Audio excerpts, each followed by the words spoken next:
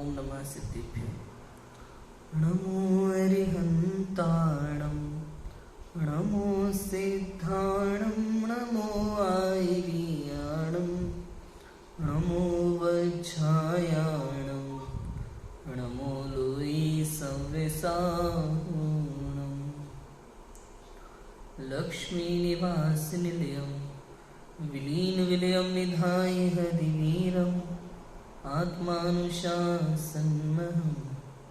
वक्ष्ये मोक्षाय भव्यानाम्।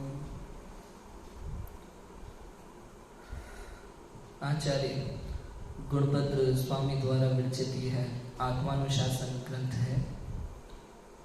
हमने कल देखा था कि किस प्रकार यह जीव शरीर में एकत्व बुद्धि करता है, और जब तक ये देह के प्रति एकत्व बुद्धि करता है, जब तक देह को अपना मानता है, पर पदार्थों को अपना मानता है, तब तक इस जीव के तप का प्रारंभ नहीं होता, और तप नहीं होता तो मोक्ष भी नहीं होता। शरीर से प्रीति ये संसार का कारण है, और शरीर से वैराग्य ये मोक्ष का कारण है। बराबर। अब इस बात को आगे बढ़ाते हुए आचार्य देव विद्वानों का अपूर्व कौशल बताने वाले हैं। ज्ञानी जीव क्या करते हैं, विवेकी जीव क्या करते हैं, और अविवेकी जीव क्या करते हैं, यह बात यहाँ आएगी। पढ़ते हैं। देखो, भ्रांति दूर होने पर यह निश्चय होता है कि काया आदि को अनुराग बुद्धि से देखना कर्म बंध का कारण है, और वैराग्य बुद्धि से देखना कर्मों के नाश का कारण। वही देह आदि को, देह आदि काया आदि माने समस्त परद्रव्य आ गए। क्यों? ये कि शरीर है तो शरीर के सारे रिश्तेदार हैं, शरीर है तो माता पिता है, शरीर है तो भाई बहन है, शरीर है तो स्त्री पुत्र मकान दुकान है, शरीर है तो समस्त बाह्य पदार्थ है। तो शरीर आदि में ले लिया, काया आदि कह दिया, देहादि कह दिया, मतलब समस्त परद्रव्य आ गए। तो यदि काया आदि में अनुराग बुद्धि ये जीव रखेगा, प्रीति का भाव रखेगा, स्नेह बुद्धि रखेगा, ममत्व बुद्धि रखेगा, तो उसके कर्म बंद होगा। और यदि शरीर आदि से वैराग्य बुद्धि रखेगा तो कर्म बंध का नाश होगा। ठीक है। इसी बात को यहाँ आचार्य देव कहते हैं। हम लोग पढ़ते हैं। शार्दुल विक्रीडित छंद है। बंधो जन्मनीन निबिडं निष्पादितो वस्तुना बायार्थी करते पुरा परिणत प्रज्ञात्मना सांप्रतम् तन्निधनाय साधनम्भो द्वैरागिकाष्ठास्पृशो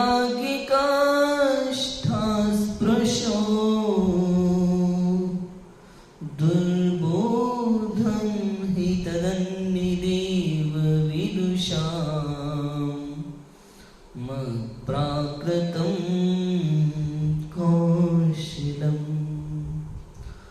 पूर्व जन्म में जो वस्तु हुई बंध के कारण रूप पर की प्रति अनुराग बुद्धि से, किंतु लखा जब वस्तु स्वरूप हुआ चरम वैराग्य, वही वस्तुएं हुई मुक्ति साधन। अहो अलौकिक कष्ट गम्य है विद्वानों का यह कौशल। क्या कहते हैं कि इस संसार में जिसे बाह्य पदार्थों में अद्वितीय प्रीति है, अद्वितीय द्वितीय नहीं है, एक ही ऐसी प्रीति है, बिल्कुल एक ही है, एक ही है, मैं और ये पर द्रव्य एक ही है, ऐसी अद्वितीय प्रीति जिसे है, उसे जिन जिन मन वचन काय आदि वस्तुओं के द्वारा कर्म बंध हुआ, लेकिन जब उत्कृष्ट वैराग्य को प्राप्त होने पर तथा पदार्थों का यथावत ज्ञान होने पर वे ही वस्तुएं बंध का नाश करने के लिए कारण रूप हुई। इसलिए जिस अज्ञान के कारण मैं रागादि रूप परिणमता हूँ, वह अज्ञान जुदा है, और जो विवेकियों की अपूर्व प्रवीणता है वह जुटी। विद्वानों के कौशल की बात है। कहने का अर्थ सीधा सिंपल है, भैया इस जीव को पूर्व समय में देहादि के प्रति जो इसने एकत्व का भाव किया था उसके कारण से इसको बंध हुआ, किंतु वर्तमान समय में जब इस जीव को समस्त पदार्थों का यथार्थ ज्ञान हो गया, जब इसे पता चल गया कि मैं तो अनादि अनंत ज्ञान स्वरूपी अरूपी चिदानंद परमात्मा हूं और ये देहादि पदार्थ है रूपी पुद्गल, और रूपी अरूपी का कोई मेल नहीं है, और एक द्रव्य दूसरे द्रव्य का करता नहीं है, धरता नहीं है, हरता नहीं है, एक द्रव्य दूसरे द्रव्य में मिलता नहीं है। दूध और दूध और पानी की तरह ये शरीर और आत्मा अलग अलग है, भिन्न भिन्न है। जब इसे वस्तुओं का इस प्रकार यथार्थ ज्ञान हो गया, तब ये ही कर्म, ये ही वस्तुएं, अर्थात जिन जिन मन वचन काय से इसके कर्म बंद हो रहा था ना, अब वही मन वचन काय इसके निर्जरा का कारण बन जाते हैं। समझ आया? किसका कारण बन जाते हैं? बंध के नाश का कारण, निर्जरा का कारण बन जाते हैं। सोचो, अब बंध नहीं होगा, बंध के नाश का कारण अब बंध नहीं होगा इस चीज को। अभी तक वो मन में विकारी भाव आ रहा था, एकत्व बुद्धि आ रही थी, वचन से उस तरह की भाषा थी, काय से उस तरह की क्रिया थी, तो इस तरह मन वचन काय से उसके कर्मों का आश्रय हो रहा था, बंद हो रहा था। किंतु जब वैराग्य बुद्धि हो गई तो अब मन में देहादि के प्रति कौन सा भाव है? राग की जगह विराग का भाव है, वैराग्य का भाव है। वचन से भाषा समिति पलती है, हितमित प्रिय रूप वचन होते हैं, वचन में भी वैराग्य होता है, भाषा की भी अहिंसा होती है। काय से तप रूप परिणमन होता है, व्रताधिक होते हैं, संयम होते हैं, तो उसके अब वो बंध का नाश हो जाता है। बराबर। अब वो कौन से गुणस्थान में कितने कर्म का नाश होता है, कितनी निर्जरा होती है, इसकी बात अभी आगे श्लोक में आएगा, लेकिन वहां से बंध का नाश शुरू हो जाता है। चौथे गुणस्थान में भी 41 कर्मों की बंध विच्छुत्ति हो जाती है ना। अब उसे नरक नहीं जाना पड़ेगा, स्त्री पर्याय का बंध नहीं होगा, नीच गोत्र का बंध नहीं होगा, है ना, नपुंसक नहीं होगा, स्त्री नहीं होगा, इस तरह के बहुत सारे। तो 41 कर्मों की बंध विच्छुत्ति हो जाती है चौथे गुणस्थान में भी, अब उनका बंध नहीं होगा। तो इस प्रकार से वैराग्य भाव होने पर बंध का नाश होता है। तो इसलिए जिस अज्ञान के कारण मैं रागादि रूप परिणमता हूं वह अज्ञान अलग है, और जो विवेकियों की अपूर्व प्रवीणता है वह अलग है। पूर्व का भाव राग का था, अब जो भाव है वो वैराग्य का भाव है, तो दोनों में अंतर है। दोनों कितने अलग अलग हो गए? अज्ञान और ज्ञान दोनों कैसे हैं? अलग अलग। अज्ञान भाव से बंध होता है और ज्ञान भाव से निर्जरा होती है, बंध का नाश होता है। बराबर है? क्लियर है? देखो भावार्थ पढ़ते हैं। पूर्व में देहादि पर वस्तुओं को राग बुद्धि से देखने वाले रागी को वे वस्तुएं बंध का कारण होती थी, लेकिन जब उन्हें वैराग्य बुद्धि से देखने लगा तब वे ही वस्तुएं मुक्ति का कारण हो गई। इसलिए राग भाव छोड़कर वितराग भाव का प्रयत्न करना चाहिए। देखो अभी तक जिन वस्तुओं को राग भाव से देखता था, एकत्व बुद्धि से देखता था, ममत्व बुद्धि से देखता था, कर्तृत्व बुद्धि से देखता था, भोक्तत्व बुद्धि से देखता था, वे वस्तुएं उसके कर्म बंध का कारण थी। और अब जब उन्हीं वस्तुओं को वो वैराग्य बुद्धि से देखता है तो अब वह वस्तुएं उसके बंध के नाश का कारण है, उसी के कारण।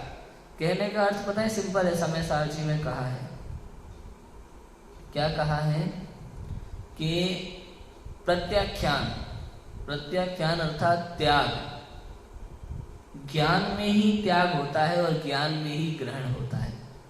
ज्ञान ही प्रत्याख्यान है, ऐसा आया। अर्थात पर वस्तुओं का ग्रहण काय में होता है? ज्ञान में, और त्याग काय में होता है? ज्ञान में। दो लड़के थे, रमेश और सुरेश। एक ही हॉस्टल में पढ़ते थे, एक जैसे कपड़े हुआ करते थे सभी के, तो एक जैसी चादर थी वाइट कलर की पूरे हॉस्टल के सभी बच्चों के पास। रमेश और सुरेश की चादर धोबी के यहाँ डली हुई थी धुलने के लिए। अब जब धोबी के यहाँ धुल करके प्रेस करके दोनों चादर रखी हुई थी, तो रमेश पहुंच गया अपनी चादर लेने के लिए। धोबी ने कह दिया वहां रखिए, उठा लो।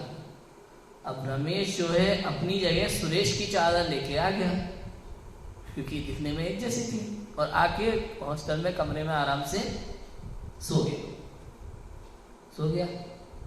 अब जब सुरेश अपनी चादर लेने आया तो सुरेश ने धोबी से कहा, धोबी काका मेरी चादर। तो धोबी काका ने कहा वो रखिए, उठा लो। जब सुरेश ने देखा ये तो मेरी चादर नहीं है, मेरी चादर पे तो मेरा नाम लिखा है एक कोने में और ये मेरी चादर नहीं है। तो धोबी काका से उसने कहा कि ये तो मेरी चादर नहीं है। तो धोबी काका ने कहा कि आपके हॉस्टल से ही रमेश आया था, लगता है वो आपकी चादर ले गया, तो आप इसको ले जाओ, ये रमेश को दे देना और अपनी चादर उससे ले लेना।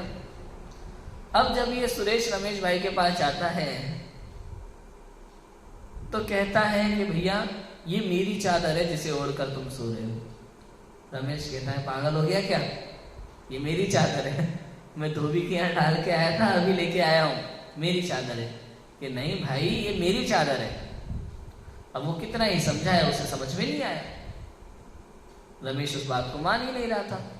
फिर सुरेश ने रमेश को उस चादर पे लिखा हुआ अपना नाम बताया कि देख इस पे यहाँ मेरा नाम लिखा है, ये मेरी चादर है, और एक आध निशान जो और होंगे तो वो उसने बताया ये मेरी चादर है ऐसे ऐसे, और ये वाली चादर तुम्हारी है, तुम उसी धोबी के यहाँ गए थे, वहां हम दोनों की चादर थी साथ में रखी थी, धोबी ने कहा वहां से उठा लो, तुम गलती से मेरी उठा लाए, तुम्हारी चादर ये वाली है और ये वाली मेरी है। अब जब वो लक्षणों को देखता है, हाँ इस पे इसका नाम है, मेरी वाली तो ये है क्योंकि ये वाला निशान मेरी वाली चादर पे था।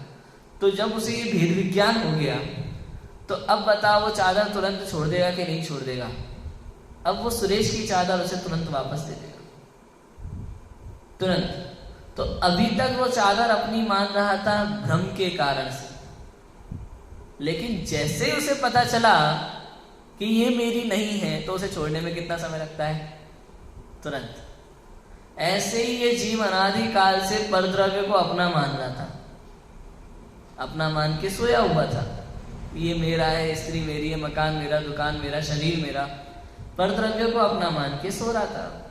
आचार्य देव ने उसे ज्ञान कराया लक्षण पूर्वक कि तू आत्मा है, ज्ञान वाला है, जानना देखना तेरा स्वभाव है, और ये शरीर आदि पर पदार्थ ये तो मूर्ति के, ये तो पुद्गल है, तुम्हारा और इसका कोई मेल ही नहीं है।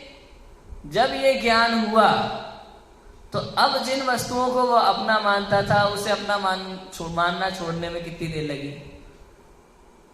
अब वो विवेकी हो जाता है, ज्ञानी हो जाता है, तुरंत पर द्रव्य को हाँ ये मेरे नहीं है छोड़ देता है।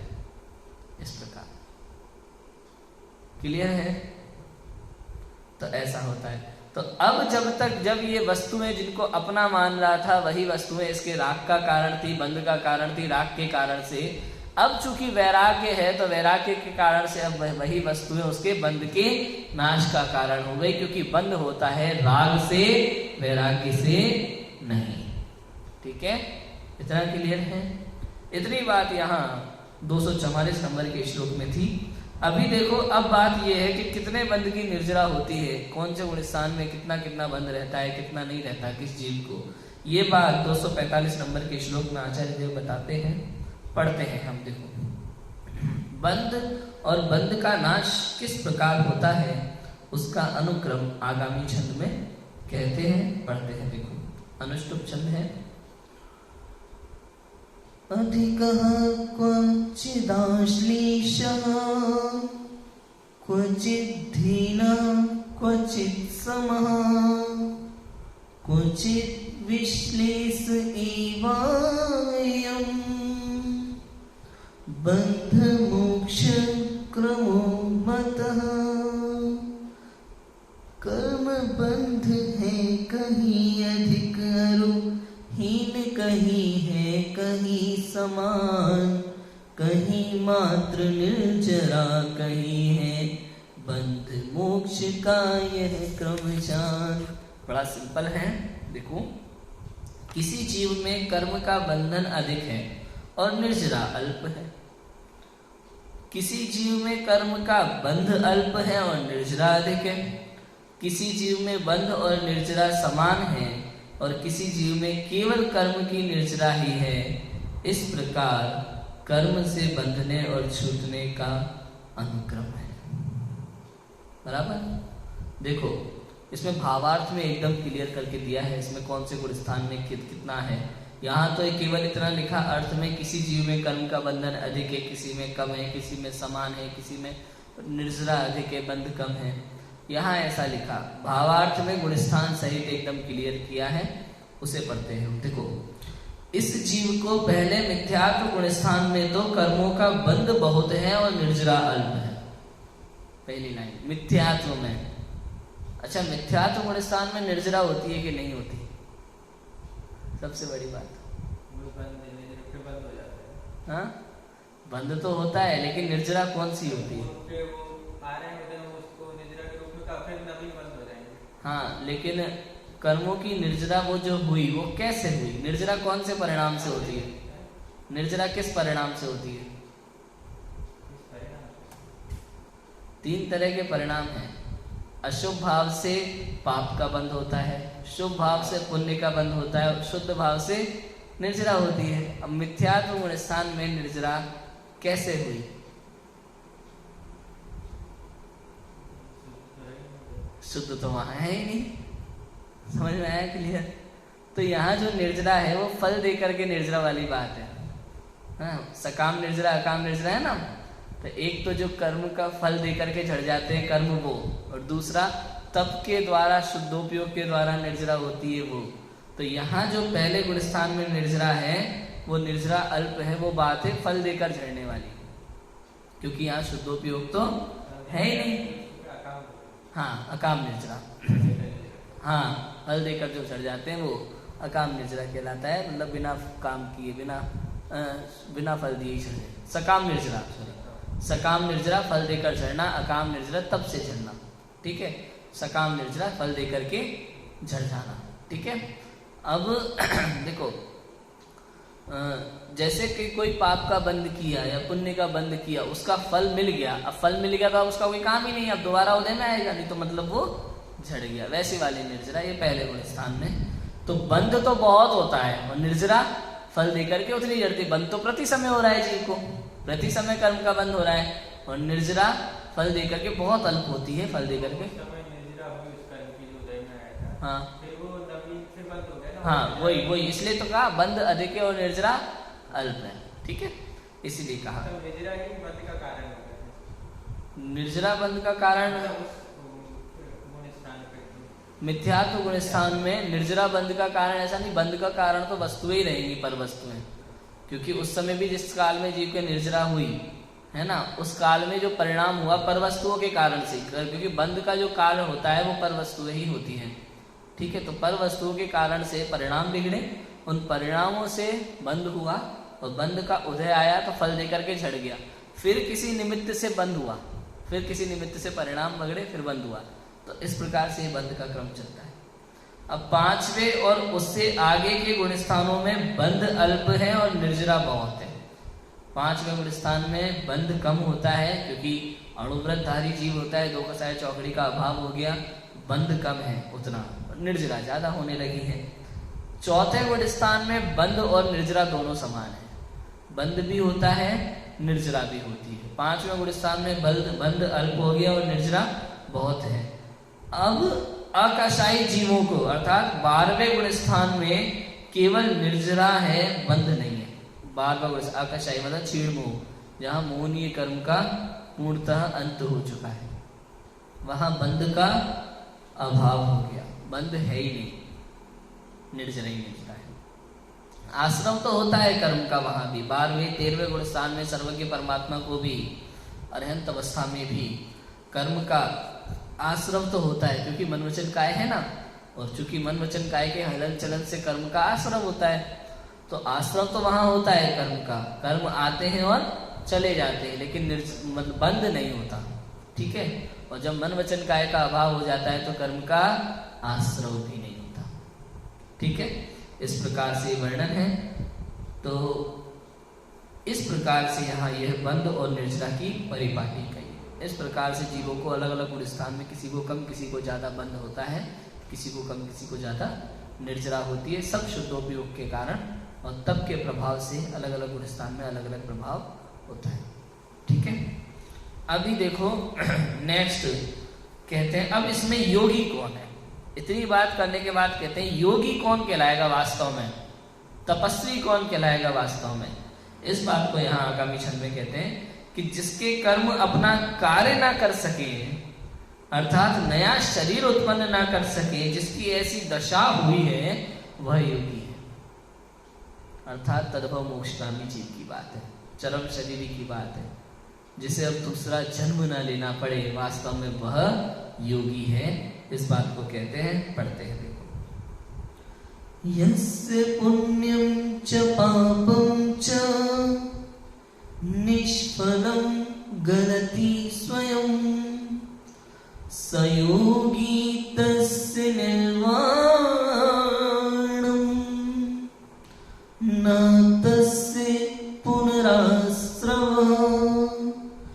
जिस योगी की पुण्य पाप फल दिए बिना खिर जाते हैं, वह योगी निर्वाण प्राप्त करता न कर्म फिर आते हैं।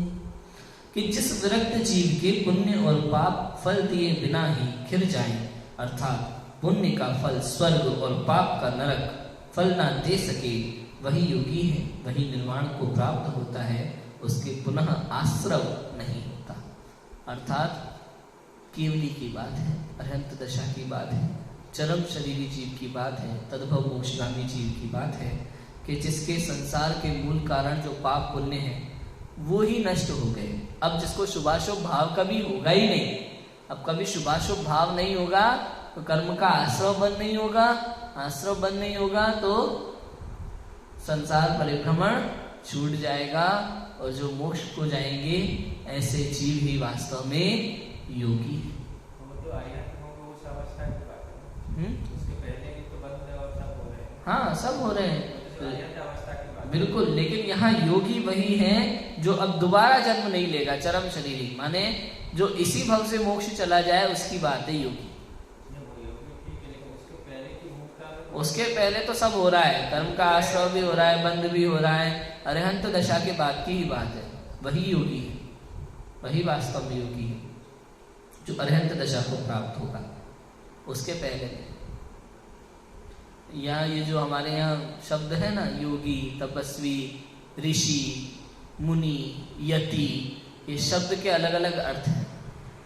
इन शब्दों के सबके अलग अलग अर्थ है, किसे मुनि कहना, किसे यति कहना, किसे ऋषि कहना, किसे योगी कहना। तो योगी यहाँ पे अरहंत अवस्था की बात है, वो योग अभ्यास, बाबा रामदेव की बात नहीं बाबा रामदेव नहीं है यहाँ पे योगी। योगी माने जिसका दोबारा कभी जन्म नहीं होगा, जो दोबारा शरीर धारण नहीं करेगा, वो योगी है। बाबा रामदेव तो टाइम पास है, ठीक है। तो पुण्य पाप, क्योंकि वो तो शरीर में ही मिल जाए। बाबा रामदेव शरीर की योगा कर करके परेशान है, यहाँ तो शरीर का अंत ही कर दिया। तुम शरीर को स्वस्थ रखने के चक्कर में है, यहाँ कह रहे शरीर को स्वस्थ कौन रखे, ये शरीर तो दुर्गति का कारण है, ये शरीर तो भटकाने वाला है। इसलिए यहाँ तो शरीर का अंत करे वो योगी। शरीर का अंत करे माने आत्महत्या करे ऐसा नहीं, वो आत्महत्या करे शरीर खत्म ऐसा वाला नहीं, माने दोबारा शरीर जिसको धारण ना करना पड़े, ऐसे शरीर के कारण रूप पुण्य पाप शुभाशुभ भाव का अंत कर दे, वह योगी है। देखो भावार्थ में एकदम क्लियर करते हैं, पुण्य पाप ही संसार भ्रमण के मूल कारण है। जैसे फल का मूल पुष्प है, यदि पुष्प ही खिल जाए तो फल कहाँ से होगा, वैसे जीवों को चतुर्गति भ्रमण रूप फल का कारण शुभाशुभ कर्मों का उदय है। लेकिन महामुनियों के शुभाशुभ कर्म ही खिल गए तो नया शरीर कैसे होगा, इसलिए उन्हें तो निर्माण नहीं होता है। माने पुष्प है तो फल होगा, अब फल होने के पहले ही पुष्प खिल जाए तो फल कहाँ से होगा। ऐसे ही शुभाशुभ कर्म है तो ये पुण्य पाप बंद होगा और नरक आदि स्वर्ग आदि मिलेंगे, लेकिन शुभाशुभ कर्म ही नहीं हो खिल गए, अब भाव ही नहीं होंगे। अब शुद्ध भाव से सीधा अरहंत अवस्था प्राप्त हो गई। अरहंतों को शुभाशुभ भाव नहीं होते ना, केवल शुद्ध भाव ही रहता है। अब जब शुभाशुभ भाव ही नहीं रहे तो पाप पुण्य नहीं रहा, पाप पुण्य नहीं रहा तो संसार भ्रमण छूट गया, और संसार भ्रमण छूट गया तो अब नया शरीर उत्पन्न नहीं होगा, तो उनको तो क्या होगा, अब निर्वाण ही होगा। इसलिए वही सच्चे योगी है। ऐसी बात है। क्लियर? इतनी बात अभी यहाँ चली है। आगे प्रतिज्ञाओं के बांध से तप रूपी सरोवर की सुरक्षा, प्रतिज्ञाओं से किस प्रकार तप की सुरक्षा होती है। अल्प दोष भी बहुत हानि के कारक हैं तपस्वियों के, ये सब बातें आगे आएंगी जिनकी चर्चा हम करेंगे। अभी की बात को ओम नमः शिवाय।